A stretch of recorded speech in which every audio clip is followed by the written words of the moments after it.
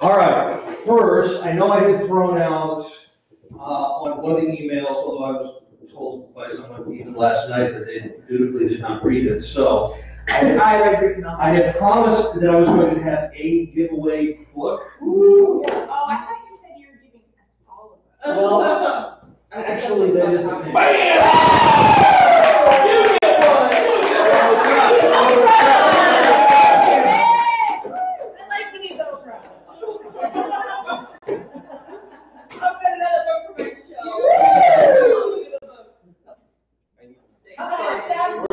We're learning the readers in the room. The excited ones. And the others going,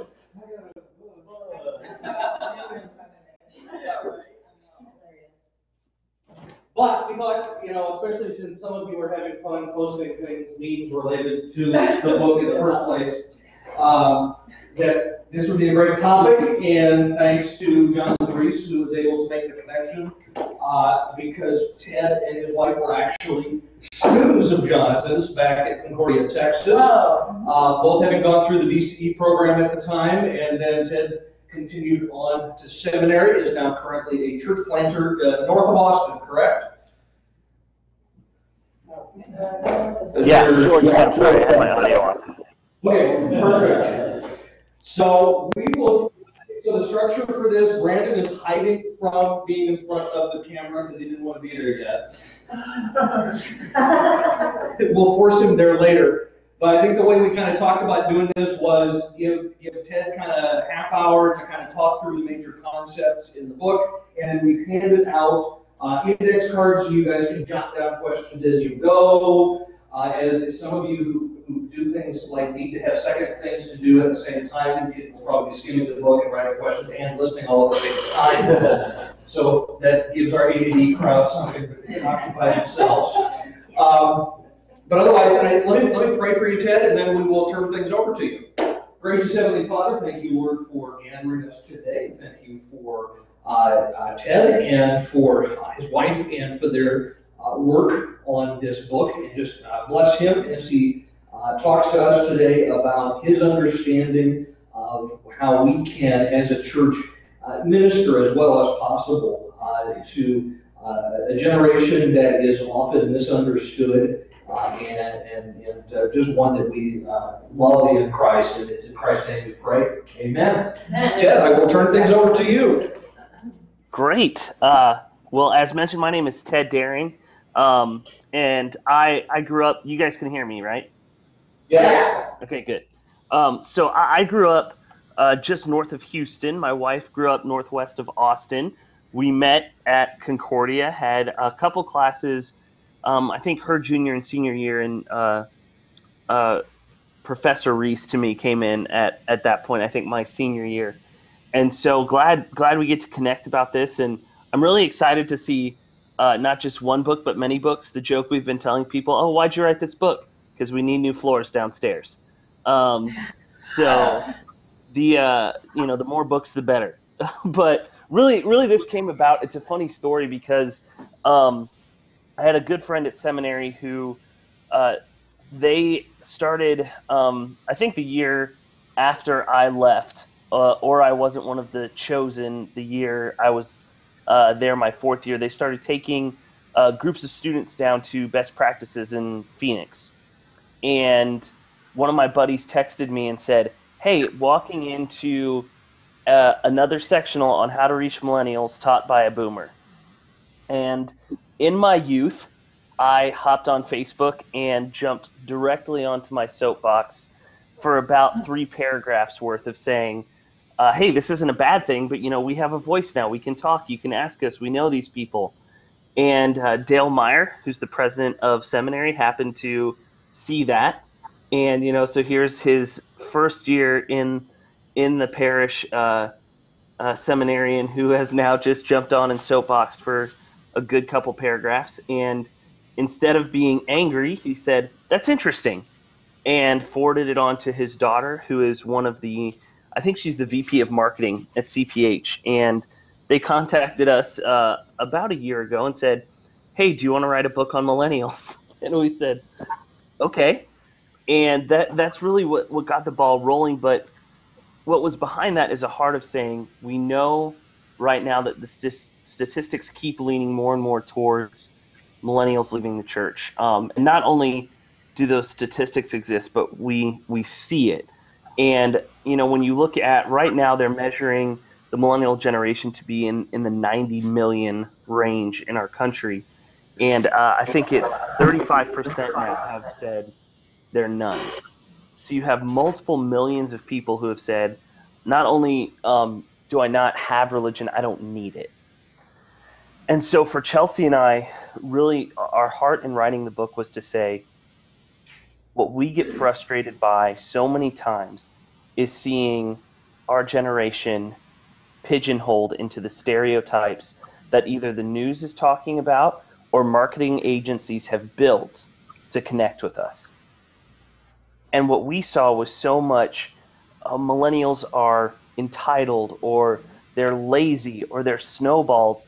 And we looked around at the people that are our friends and we said, well, yeah, we all kind of have some of those tendencies, but most of us are hardworking and we're starting things. And when we came out of college, there was nothing there for us to do. And so we started creating things. And what we wanted to do was to say, we love and have incredible mentors in Gen X and Boomer generations. And we know the idiots of our generation personally. And so what we want to do is say, we don't want to brand ourselves as experts in terms of, I can give you some statistics, I can give you some things, but really what we felt like was that we were embedded. To say for us, we live and breathe millennial because that's what we are. I mean, that's where we live and exist. And so in writing the book, what we wanted to do was to acknowledge and say, yeah, there are definitely stereotypes.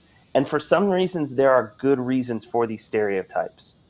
But we want to tell you stories of people who are different than that, of people in our generation who are striving, who are working, but also to say, okay, so when you encounter a millennial just living in full-on entitlement, what do you do? How do you talk to someone like that? And so the book starts off, the first chapters an introduction, and then we do the three big stereotypes, which we thought were laziness, entitlement, and then being a snowball. And just saying, oh yeah, or snowflake. I'm in Texas, just snow in general is snow. So we cover those three things and try and give not only perspective to say, yeah, we understand why people could see this. We understand why this became such a big deal in our culture, but then to respond and say, but please remember this isn't everyone. And just as much as people in other generations wouldn't want to say, well, I'm this because of what my generation is, what we're trying to do with the book is to say, hey, listen, millennials aren't simply millennial. They may have those tendencies, they may have those things, but they're more than that. And so those are the first three chapters. And then we do kind of a flip chapter where we talk about saying, hey, this is the enemy wants us to be an us versus them. The enemy doesn't want to see more people in the kingdom. So if the battle can be older generations versus millennials, he's going to push that as hard as he can to say, yeah, you guys argue with each other. Because if you're arguing with each other, the gospel isn't in that argument. Then we spend a couple chapters talking about the good things we see from our generation, good things that you can connect with, encourage, build up in. And then we end the book with a chapter on saying, hey, actually, our sacramental theology as Lutherans gives us some pretty cool opportunities to connect with millennials. And that's not to say the Baptists don't have that, or the Presbyterians or the Methodists, but it's to say, hey, in our identity and who we are, we actually have some pretty cool concepts we can connect with. And then we end with kind of a bonus chapter of saying, okay, you sat through us talking for 10 chapters about relationships, and this isn't a program and there are no silver bullets, but here's some things you can do. And that's kind of like, hey, stop using Comic Sans and papyrus. Just kill it with fire. Make a good website. Go clean and simple over busy and complex. And just some of the things that we've learned, not only being millennials, but in church planting, the amount of hats I've had to wear. Graphic designer has become one of those, and so to be able to share and say, hey, here's some good places to look and go, and we argue to say it's not about.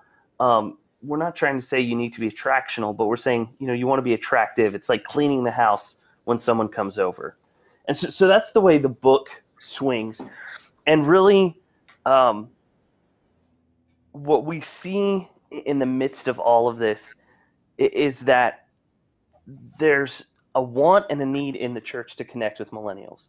Like, that is so amazing and exciting. And even as I handed the book to my parents to read it, and in their very boomer ways as they read it, there were things. My dad, who's a senior pastor of a church in Houston, he was calling me going, I hadn't even thought about this. And it was stuff that I assumed he'd know, but it's just stuff I knew because I was a millennial.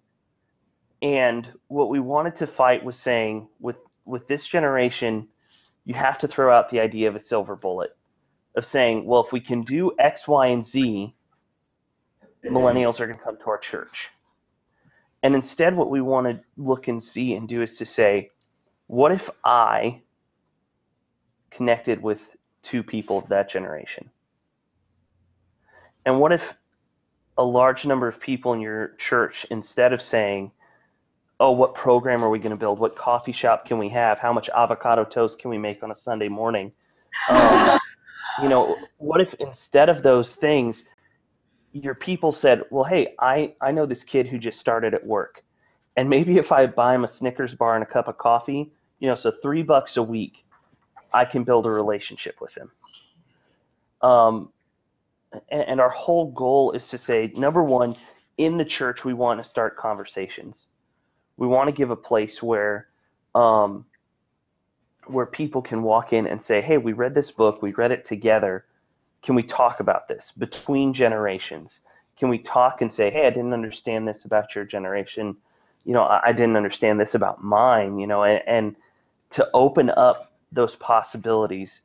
And then in terms of outside the church, to say, can you take time and space and be rooted enough in your identity in Christ to be in a long haul relationship with a millennial? And I look at that. So as a church plant, numbers for us are a survival thing. Like, that is both brilliant and it sucks at the same time. Like, it's this back and forth of, like, it's brilliant because it keeps us kind of on this gospel edge of saying, hey, we need to talk to people. We need to share the gospel. But it's stupid because it's like, oh, we may not be here next year because, we need more people. Luckily, we're past that point, I think. But, we'll see. Yeah. But there's that constant need that when we interact with people, we want them to come to church. And I think that's a very good thing. But through personal experience and what we're seeing statistics start to show is that where with other generations, there might have been a want to come and see and join an organization. With millennials, that relational quotient flips the organizational quotient. And so the investment in relationship might be, instead of weeks or months, be months or years. And for me, I think of, we have one of our leaders. She was a Young Life leader before moving up here. And so when she moved up to our area, Southwestern is the local college in town here, she started working with Young Life at the college. And she didn't have a whole lot of time, but they said, hey, could you lead this women's Bible study for us? She was like, yeah, no problem. So Fridays they get together. Now, the door has always been opened for those girls to come to our church, always been invited. And it's been a year and a half, and the first two have started coming. And that's what we're seeing more and more, is saying there are going to be people who are strong in their faith, who are looking, they're going to drop in and say, yeah, we're millennial and we're looking for a church and we want to be a part of your church. But there are a lot of not only non-Christian folks, but young Christians who it's going to take, hey, we had coffee for a year before you ever set foot in my church. hey, we hung out and this is stupid because just come to my church. Like, just be a part of this. And so what we want to do with the book is say, listen, it's about connecting. It's about relationship. And really, the funny thing to us was figuring out how to make sure we had the right word count, because we were like, listen, we could write this in a page. Step 1, do you know a millennial? If yes, go on to step 2. If no, meet a millennial. Step 2, invite them for coffee, beer, or food. If they say no, find another millennial. If they say yes, take them for coffee, beer, or food. Talk about things that they enjoy and you enjoy and hang out. Repeat until the Spirit leads an opening for you. And so that was kind of just the very basic thing of saying, okay, how do we convey this? And so we really broke it down into saying there's some key things that millennials are needing, that the church can be a part of, especially along the lines of mentoring or apprenticing, especially along the lines of saying a greater sense of community and being together in things. And all of those things come together and make for a moment that we saw in church history of saying, anyone can do this. You don't need permission. You don't need a program. What you need to do is know the story of Jesus in your life, because it's about going out, connecting with people, and sharing with them what Jesus is doing for you, and trusting that he's going to handle that. He's going to take care of it. And also knowing there's some punk millennials out there. I know several of them. They're my friends, and I've hit the point with them where I love how often as Christians we get caught up in this idea that it's like, oh yeah, it's my job to save people, when consistently we see the apostles and even in the teaching of Jesus, like, hey, if someone doesn't hear the message, just, wipe your sandals off and go on to the next place. And so giving permission to say, listen, you're not going to connect with every millennial, but those people you do connect with, stay there, be present, stay connected. And I think the biggest thing for leaders in the church that we want to encourage is give opportunities for millennials to lead. Does anyone know off the top of their heads? I had to look it up, so if you do, that's amazing. What the life expectancy was in 1900? Like 50. 42. 47. So right around that 40s, 50s area. What about last year? 70. 70. Oh. So someone gets the prize. So the life expectancy in the last 116 years has increased by plus or minus about 30-ish. And what that has meant for my generation is that the working age has risen. And so for us coming in to get entry-level jobs, the conveyor belt, if you will, hasn't kept moving. So people who were retiring aren't now. So what that means is then the people behind them aren't moving into their positions.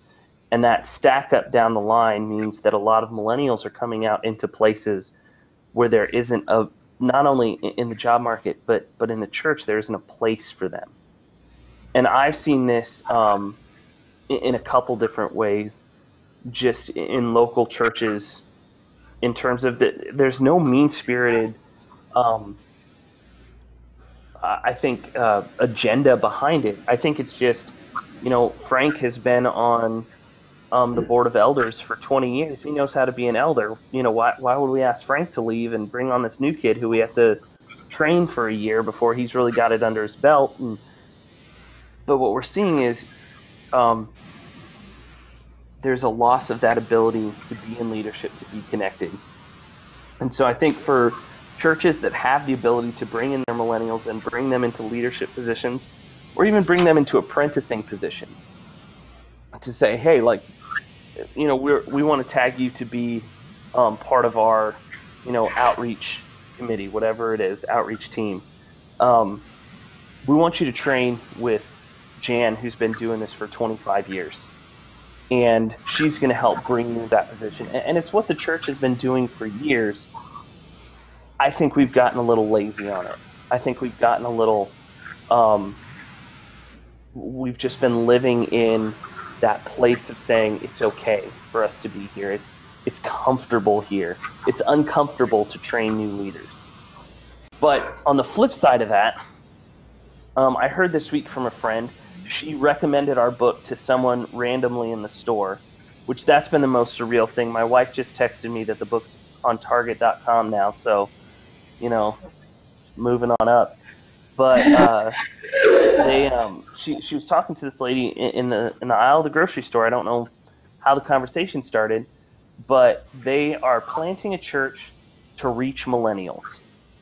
And number one, bad idea. Like, if anyone comes to you and says, we should plant a church to reach millennials, as a millennial pastor planting a church, let me tell you, don't do it. Because what millennials need is that intergenerational mix.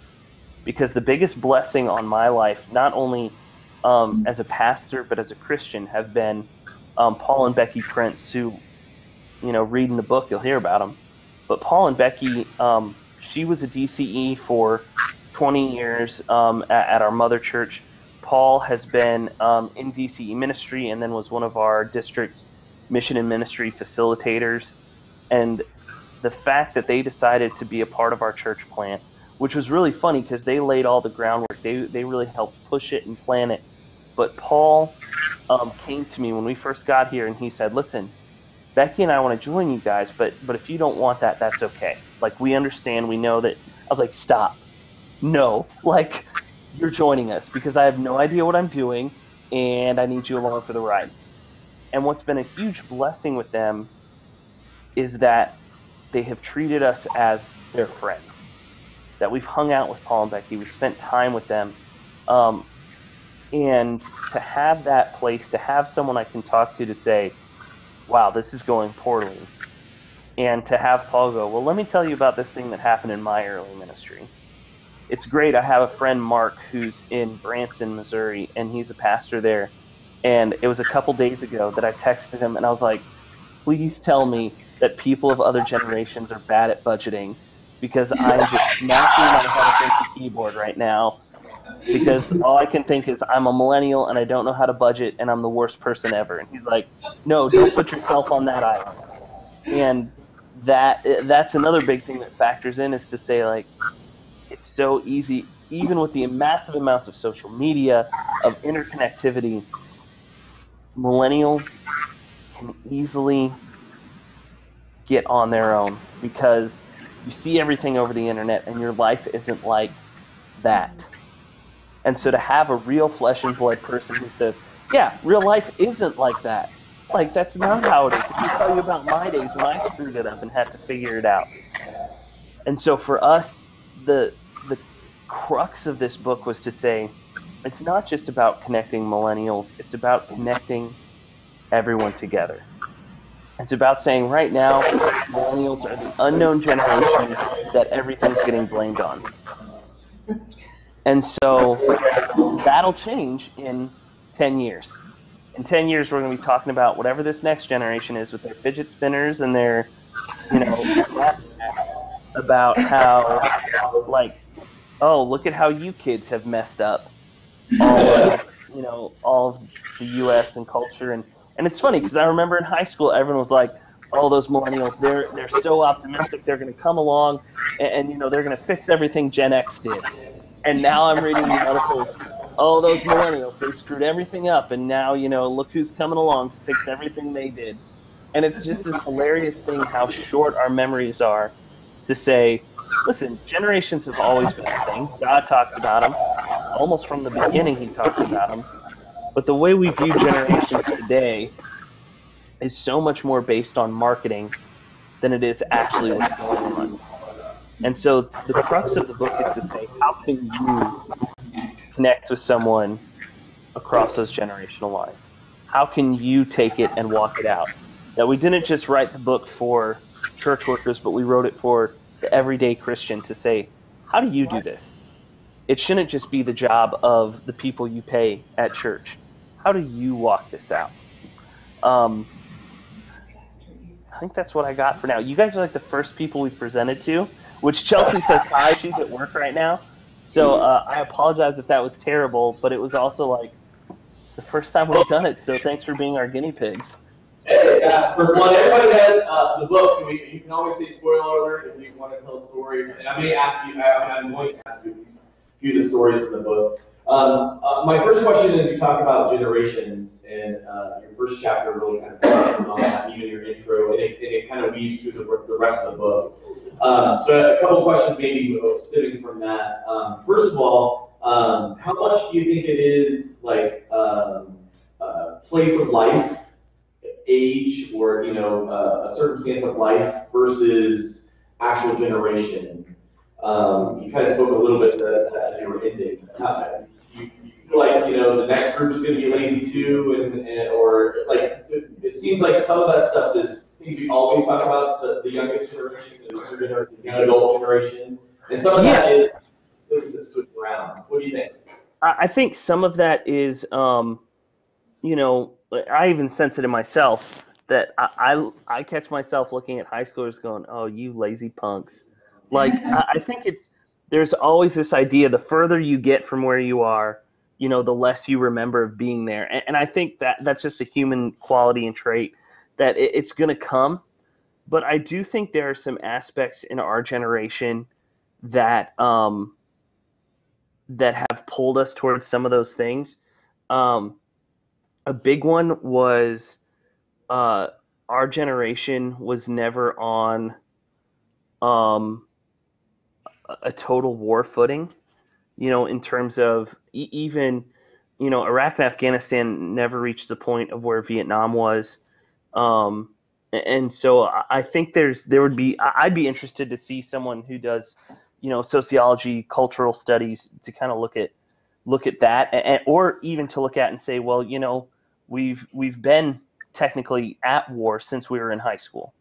And I think that functions in our culture to say, the greatest generation, well, the reason they were, a major reason they were the way they were was they had this major event in history where they all had to sacrifice, they all had to give. And I don't know if my generation has had, in this country, has had that moment which would pull some of that out of us. Another one I think is the extended adolescence, and we'll see if that transfers down to the next generation. But to say some of these things that are stereotypes for a reason, I think is because we've allowed a time period to exist where we didn't have to grow up, and I think that happens in every generation to some extent. But I think technology elongated that for us. I think the housing crash elongated that for us, and it brought out some of the worst qualities in where we are. But I do think part of it is a stage of life thing. I think, when you're in your high school and college years, you think you own the world and know what's going on. And as soon as you get out of that, you realize, oh, I have no clue about what's going on. And so I think there is a little bit of that stage of life, but the key thing too to remember with millennials is we're getting close to the end of millennials in college, and that's also a kind of weird differentiation because the years are I've seen them all over the place, but I think the best spectrum is 1980 to 2000 is what would be classified people born in those years. But like my sister, who was 84, and me, who's 86, and my brother, who was 1990, just between the three of us, you can almost see three very separate groups in millennials, because we hold some very similar views. But then on the flip side, my brother started wearing these really long socks, and I thought he looked like an idiot. Like there's this kind of breakdown. Even in the millennial generation, and my college kids at the church plant are just on the cusp of it. And I remember the first time I had to Snapchat someone instead of texting them. And it was like the biggest old man moment I'd had in my life. Where like, why does this kid use texting? Like, they Snapchat me before they text me. And I'm like, this is stupid. Like, just text me. But I think, the millennial generation, we have to start thinking less of late college, late high school, and start thinking more, these are young people and young families. And that was another reason we wanted to write about it, was to say, like, hey, we're old enough to tell you what's going on now. So maybe when you talk about marketing, there's a couple of questions about that. So in the book, again, I think it's in the first, you kind of start right away, kind of setting the foundation of hey, we're trying to get rid of stereotypes, and here's some, and then here's some ways to kind of even help that a little further and later in the book. But how do you, I'll give you this question, and then we can talk about the same way. How does marketing affect generations, or this generation? Yeah, no, that's a great question, and I think you can see it in what I lean towards what makes people laugh, and what gets people talking. So, like, we have part of what we talk about on in the book. A big part of it is what we call Millennial Monday, which was named by my dad. When he came to visit one time. But it's a group of friends. We just get together every Monday night for dinner, just hang out, and we end up watching, there's a BuzzFeed series called Worth It. And it's these guys and what they do, and they pick a food and they say, okay, we're going to try, steak at 3 different prices and tell you which one was worth it. And so we watch that every week. And what I'm seeing in the differences there is these guys, you can watch it on YouTube, it's free, okay, but they're getting 20 million views a video, which means they're making millions of dollars off this 20-minute video of them being paid to go eat at these different places. And what I've started to realize is marketing is shifting to a more content-driven avenue as opposed to just straight here's a commercial. And so what I'm seeing more and more is that the difference in how marketers are angling now, I think, has become much more content driven, much more about an overarching story, or even about just the level of, I'd say sass that's coming now. If you watch, like, we have a moment in there in the book where we saw Wendy's Twitter was killing it last summer, and someone said, "Hey, Wendy's, roast me," and they said, "Well, we'll let one of your 56 followers do that." I mean, just straight burned them, and but that was something like we all laughed about. We all talked about it for 20 minutes. Now, are any of us going to eat at Wendy's? No, because we want organic, non-frozen food.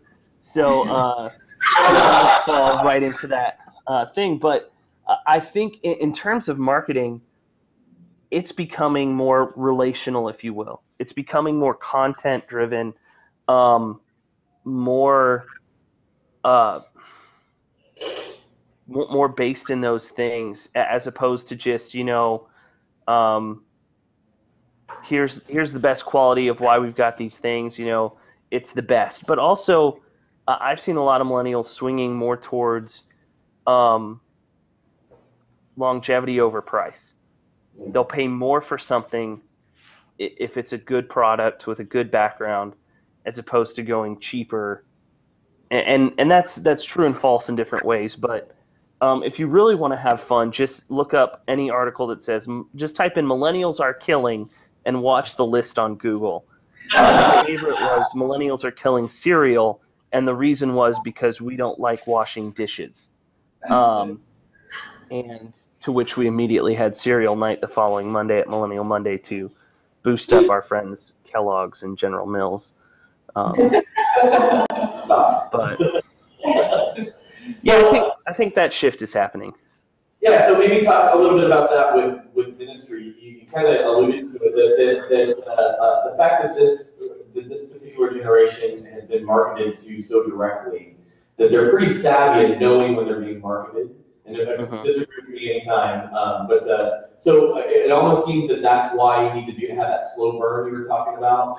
And I don't think it's wrong to market, but it's wrong to market and pretend you're not. I think for me that's the biggest thing is I haven't met anyone that's been upset at me when I invite them to our church. But if I were trying to be sneaky about it and be like, hey, there's this concert happening at this place, you should come, and they show up and it's a church, bad news. And I think learning how to tell, and this is something I'm struggling with right now in our church plant, is learning how marketing, advertising, I mean, everything we do can be more story oriented.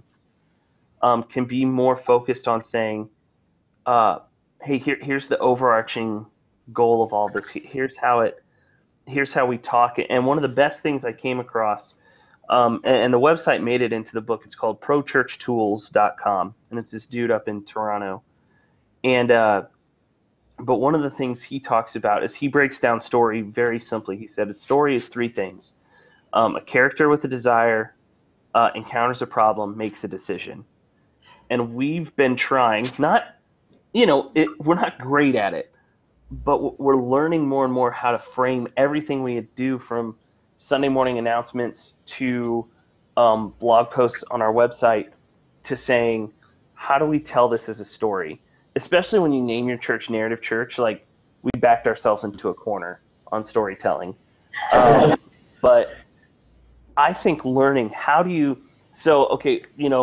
Halloween's coming, and so I'd imagine, everyone's doing their form of trunk or treats, fall festival.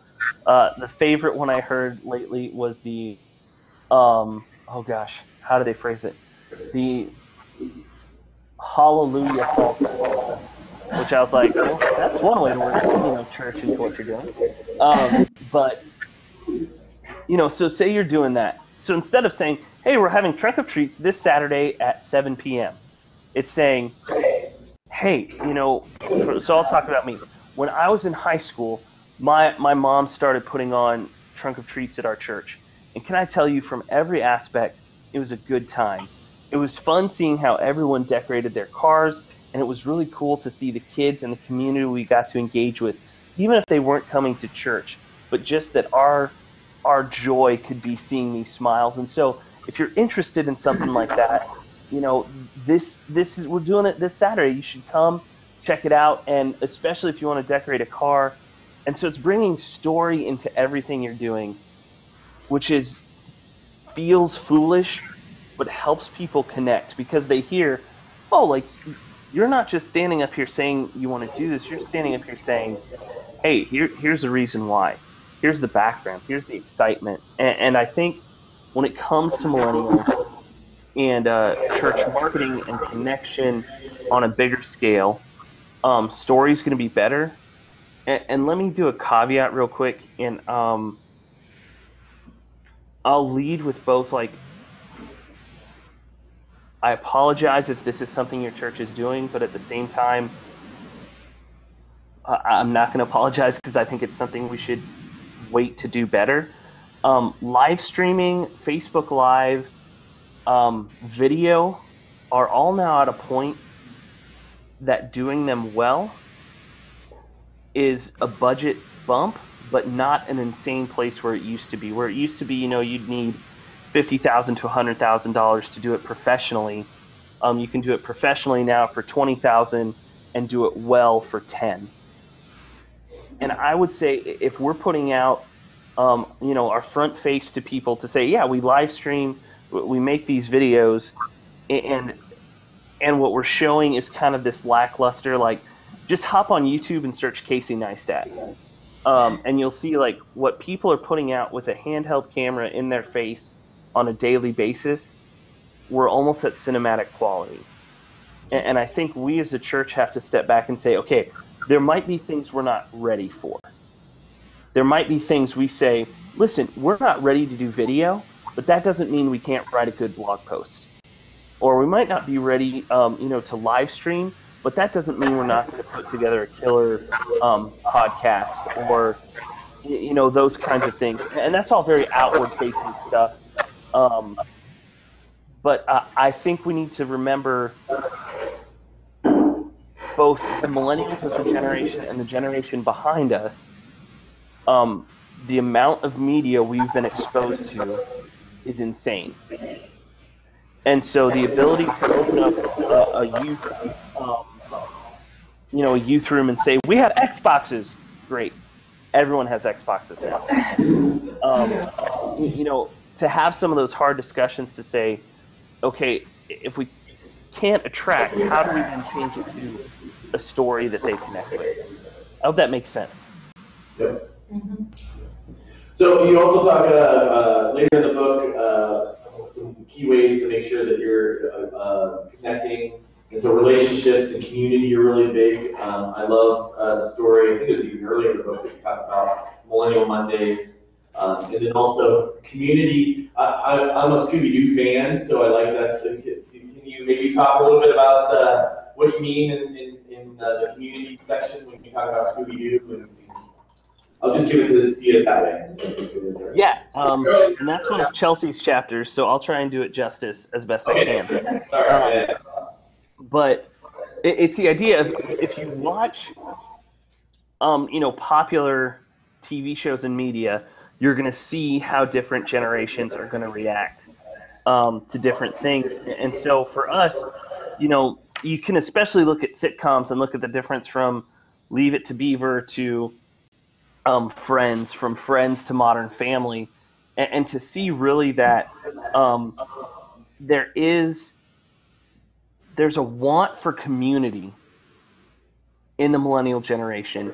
The question is, can you have community that doesn't have, how do I put this right? Because I think every community needs intentionality, but community that isn't like a string leading somewhere. But the intentionality of your community is to say, we're going to be community. So like Monday nights, and this was my dad, when he first came, it was the Texas District, it was either a pastor's conference or something was happening in Austin. We live about 30 minutes north of where the conference was, so Dad came and stayed with us, and he leaned into me Monday afternoon and said, hey, do we need to beat traffic so we can get home to your group? Now, anyone else says group, and it's very innocuous. When my dad, who's a pastor, says group, his thought process was, we need to get home because your group, he's thinking small group Bible study, huddle, discipleship, whatever. And I had to look at him and go, you mean dinner? And that was the thing, was like his mind was racing so fast into, oh, what are you creating with this? And I was like, it's done. Like, we show up, we eat dinner. Sometimes we might play a game. Sometimes we watch YouTube. Sometimes we just sit around the table. The whole depth of that community is, here's what we're eating this week. Bring it. And that I think is what's missing sometimes in our churches, is community for the sake of building community, as opposed to, well, here's a community with this purpose or that purpose, or here's the missional purpose of this community. But what I've found is that as we've built community with this group of friends, most of them go to our church now, and those who don't are plugged into a church somewhere else. But what it's given us is a space to be open and honest about not only, the dumb things like, what was the worth it winner this week? What steak do you think you'd want to eat, from this YouTube video we watched? But these are the people I talk politics with, I talk theology with, I talk all these things, and most of them are not, trained church folks. It's just people we can sit around and have these deep relationships with. And now, most of them are in our Thursday night Bible study community group. They're coming to churches on Sundays. And I think there's a need in our generation to be like, oh, we just need people to hang out with. And the whole purpose of that is to hang out. So I hope that hit the Scooby-Doo reference. I Yeah. I know Chelsea wrote that, and so I'm trying to remember what it was. The same kind of concept as the TV shows. Yeah. So, what do millennials need or want in worship, including an intergenerational worship community? Authenticity. And that is the biggest buzzword, but should be tattooed on every pastor's forehead who's trying to reach millennials. And I say that as pastors, not because to put a hierarchy, but to say if the buck stops with those guys, authenticity has to be at the top down. Because I've seen a lot of people seek authentic community and authentic worship, but if it's not from the top down, millennials are going to walk in and recognize it. Can you a little towards what that looks like? Like, what does authenticity in worship service look like? I think it doesn't matter what style of worship you do. Actually think we've kind of beat that horse into the ground because I would argue that that's one of our us versus them conversations, as opposed to saying, hey, listen, if you do a liturgical style and that's what your church is, do it well. And people are going to walk in and see, hey, this is who you are. Like at Narrative right now, the way one of our worship leaders brilliantly phrased it was, we are, how did they say it? It was laid back, reverent. That before people come in, we're hanging out, it's just kind of laid back. But when we get going, we have a very reverent posture. We're very much, this is worship. This is where we are. And I'll tell you what, like, I'm the best guitar player we have at our church. And I don't say that as a prideful thing. I say that as skill level. That's where we are. Now, we have some really good guitar players at our church. But it's not like our band is the reason people are showing up at Narrative.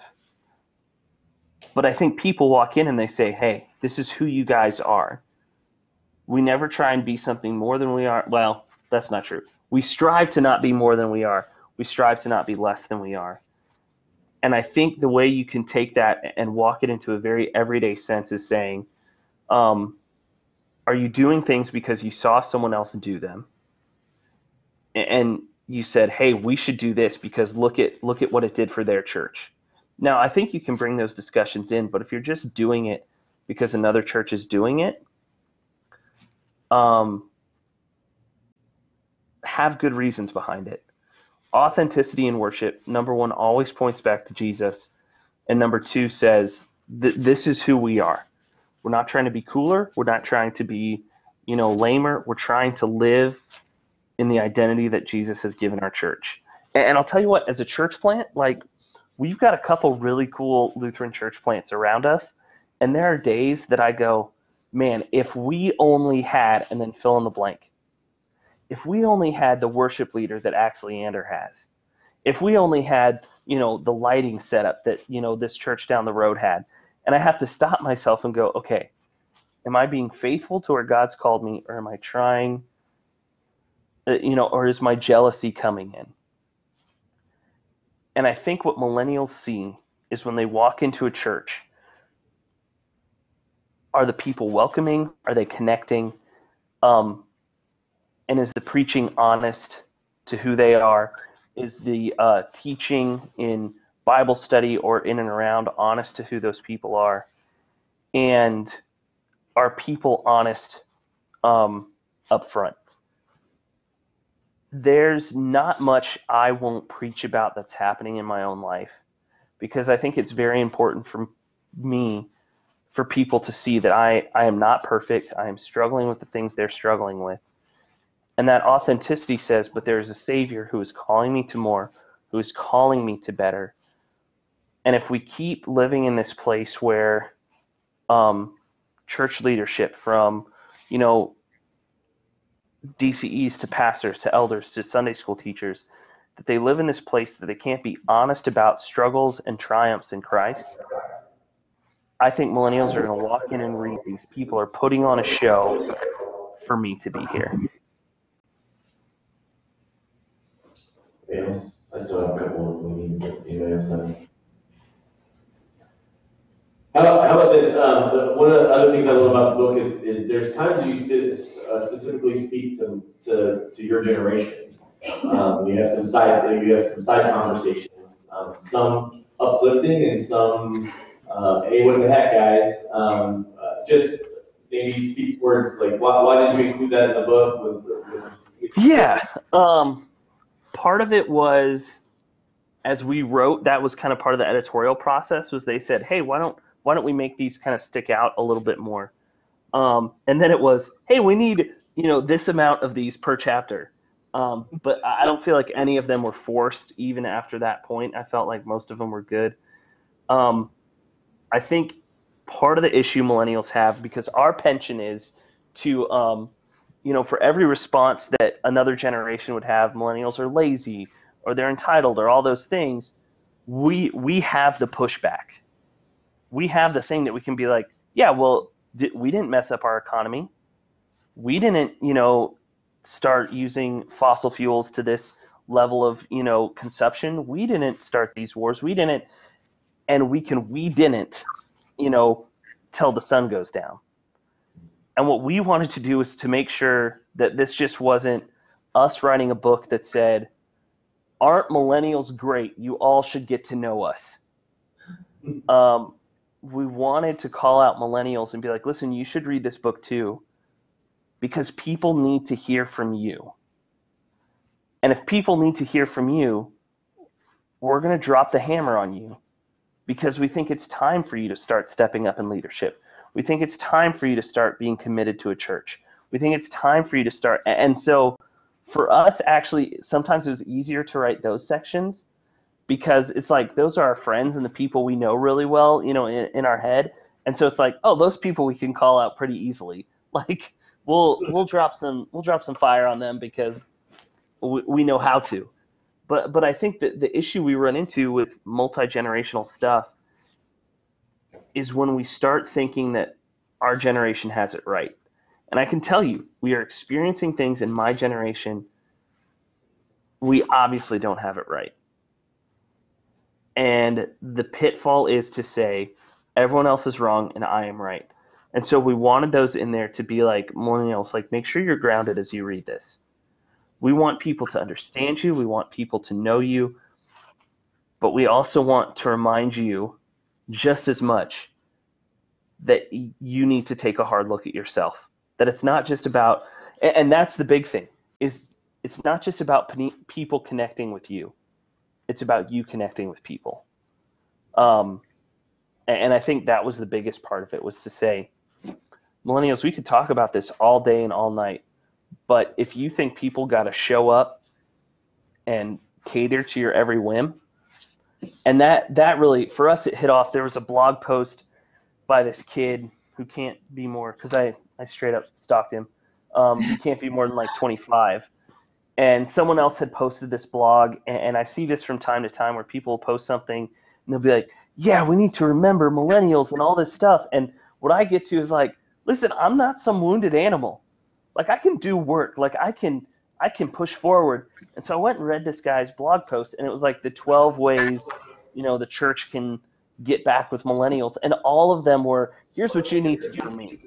And some of them were very youthful things like, hey, we need to give more money to the poor, but also you need to hire more staff that know how to connect with millennials. And I was like, bro, have you ever done a church budget? Because those two things, I'm about, let's give more money to the poor, but you're not going to be able to hire more staff the more money you give away.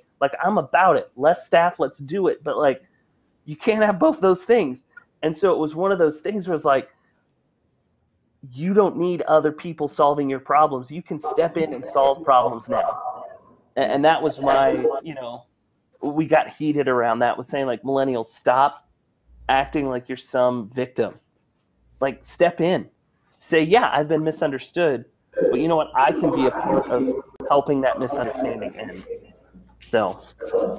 And I think you do well with giving, you guys do well with giving steps to millennials, but you also, for all the church, you kind of give some practical, you have questions at the end, but you also have some practical, do it, and I think that's even what you call it at the end, of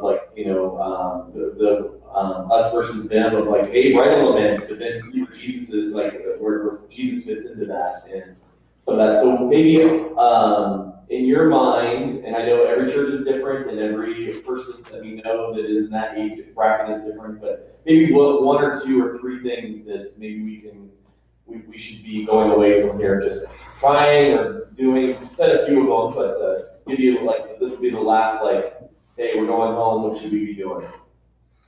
Number one is praying. I think one of the things we talk about in the book is our generation is statistically the most clinically diagnosed generations with depression. And I think there's a lot there that the church can learn just from that one thing to say, something's wrong here. And instead of being angry about what millennials think or the amount of, cereal they're killing, to start praying and saying, Lord, can you give us a heart for these people? That even if we're not converting them, that at least we're being the church to them. I started listening to a podcast recently by a guy I met in college, and it's basically they're dissecting Christian culture, and they bring in a guest star. And this is a guy who writes for Funny or Die and some of these things, so he's got a kind of a good pedigree behind him. And they bring in these guest stars, and the first thing they do is they tell their guestimony. And for me, it's been eye-opening to see how many people of my generation, which all these people are, the stories of what took them from church, the stories of what brought them away. And so step one would be pray. Like, pray for the hearts of my generation, but be praying that the Lord would open pathways to people in your life, that it's not just kind of this, pie in the sky prayer, but it's saying, Lord, put people in my way. Show me the people who need this. Step two will be a very practical one. Go look at good church websites. Like the Village Church in Dallas, Matt Chandler's church, is an incredible one. That's thevillagechurch.net. I'm trying to think of some other ones. Just look at that one. Look, you know what looks good, and then look at your church website. We are living in a time where building a church website has gotten simpler because the layout is simpler, and what we've done is that we want all our information on the front page. And what we tell people is, listen, your new church sign is your website. Like, I'll see your sign on the side of the road, but for people my age, 9 times out of 10, the first thing they do is Google you. And so if the first thing they see is this untidy website that looks like it's from 2001, what they're going to see is, oh, these people just don't care. And that's not true. There may have been a lot of discussion. There's, I understand that sometimes websites become this weird sacred cow. Like, it's this strange thing that's like, well, but I designed this website. Great. You did it in 1998. We're really proud of you. Squarespace exists now. Like, you can do this. But I would encourage you, spend time looking at what is considered good and saying, okay, we don't maybe have to be that, but how can we be better? Because that's your welcome mat. And so I think personal relationship trumps what your website looks like, obviously, and people are not going to come simply based on your website, but there will be people who will look and say, oh, this is foolish. They definitely won't stay because of the website. They may come because of the website, right? Yeah, exactly. And the third thing I'd say is, well, I do two more things. So I'll put those like a good millennial. The first one is figure out what you like doing. Like, you guys were talking about Sabbath, and right now my Sabbath is very small because the Astros are in the playoffs and not doing, very well right now, and so that's been strange. But baseball is a great way for me to connect with people. Hanging out with my dog is a great way to connect with people. Figure out those things you're passionate about. And I remembered my dad, and it was because he read the book. He called me, and Stephen, who's a year or two younger than me, is the worship leader at my dad's church, and he calls me and goes, "Hey, I've got tickets to the Astros game tonight." This was a couple months ago. He goes, "Do you think I should ask Stephen? Like, would that be a good thing?" And I know Stephen's a huge baseball fan. I was like, "Yes, that's exactly what we're talking about. It's like, you like something, they like something, do it together." So make a list of two things: what you like doing, what you like talking about, but also what you have experience and wisdom on. I can't tell you how many young parents have told me, "I just wish people the next level ahead of me would sit down and tell me how they did it."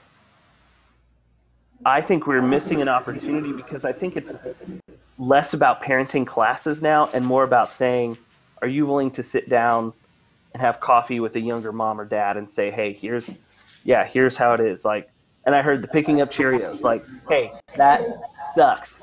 Let me tell you about, like, some of the things that we did. Let me share with you when I failed, so you know that, like, you're not a failure," those kinds of things. I think those, so two things. What do I enjoy talking about? What wisdom do I have to share? And then finally, write your story. Look out and say, what is my testimony? As Lutherans, we fear that word, and it is to our detriment. But look and say, Revelation tells us they overcame him, being the devil, by the blood of the Lamb and the word of their testimony. And I think we shouldn't fear that, because if we're going to tell stories, we need to be able to tell the greatest story in our life, which is to say, this is what Jesus did for me, and here's what he continues to do today. So those four things. Well, I thank you for taking your time. That was good stuff. And, Yeah. Anything else? No, Ted, appreciate it. Thank you very much for the time, and glad we get to bring you in on kind of the cyberspace book tour. If we want to go.